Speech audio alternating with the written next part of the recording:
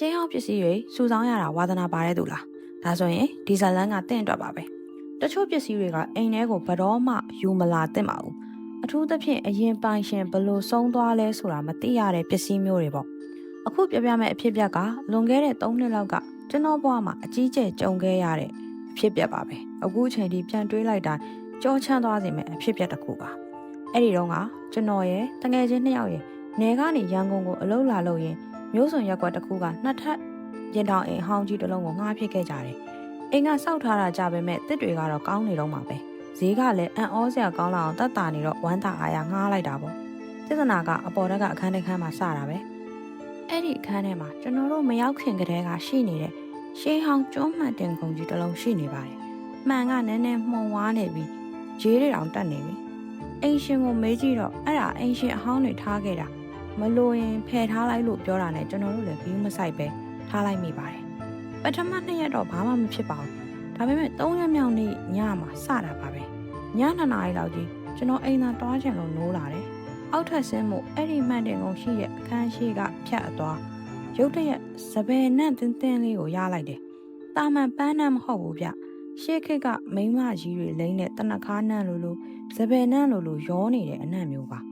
ကျွန်တော်ခြေလမ်းတွေရက်သွားတယ်အဲ့ဒီအချိန်မှာပဲအခန်းထဲကနေအတန်တဲ့လေးကြားလိုက်ရတယ်မိမတယောက်တချင်းကြီးနေတဲ့အတန်ပြ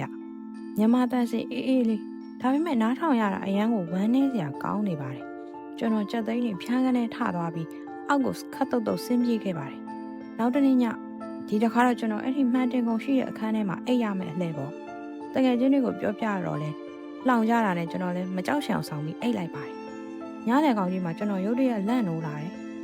တကူလုံးလှုပ်လို့မရဘူး။မောင်ပိန်းနေတဲ့အခန်းထဲမှာဗရင်မောက်ကနေလားရောင်ခက်ရေးရေးလေးပဲဝင်နေတယ်။ကျွန်တော်မျက်လုံးကအလိုလိုအဲ့ဒီမှန်တင်ကုန်စီကိုရောက်သွားပါတယ်။မှန်တင်ကုန်ရှိမှလူတယောက်ထိုင်နေတယ်။သပင်အရှည်ကြီးနဲ့မိန်းမတယောက်ကျွန်တော်ကြောပေးထားပြီးသူ့စပင်တွေကိုခေါင်းပြီးနဲ့ဖြည်းဖြည်းချင်းဖီးနေတာဗျ။ကျွန်တော်အော်ဖို့ကြိုးစားပေမဲ့အတန်ကထွက်မလာဘူး။အဲ့ဒီအချိန်မှာပဲသူကစပင်ဖီးနေတာကိုရက်လိုက်တယ်။ပြီးတော့ခေါင်းကြီးကိုဖြည်းဖြည်းချင်းနောက်ကိုလှည့်လာတယ်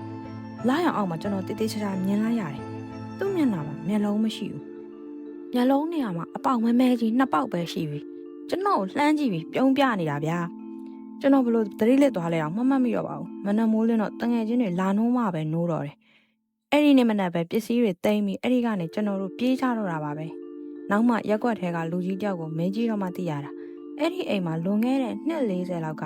နာမည်ကြီးစမင်းသမီးတယောက်နေသွားတာတဲ့။သူမသေးခင်ညကအဲ့ဒီမှန်တင်ကုန်ရှိမှာစပယ်ပန်းတွေပန်းတနက်ခါတွေလိမ့်ပြီးမှအဆုံးစီရင်သွားခဲ့တာတဲ့ဗျအခုချိန်ထိညဘက်ကြီးစပယ်ပန်းနဲ့ရလိုက်တိုင်းကျွန်တော်တော့လန့်လန့်နေတော့မှာပဲဒါနဲ့အခုဒီဇလန်ကိုနားထောင်နေတဲ့တင်ရောတင်နောက်မှာဘသူရက်နေလဲဆိုတာသေချာသိရလားဒီလိုဇာတ်လမ်းကောင်းလေးတွေကိုအမြဲတမ်းဆင်ခြင်နေဆိုရင်တော့ Story.mm အကောင့်ကိုအပေါင်းလေးနဲ့ follow လေးလုပ်ခဲ့ပါနော်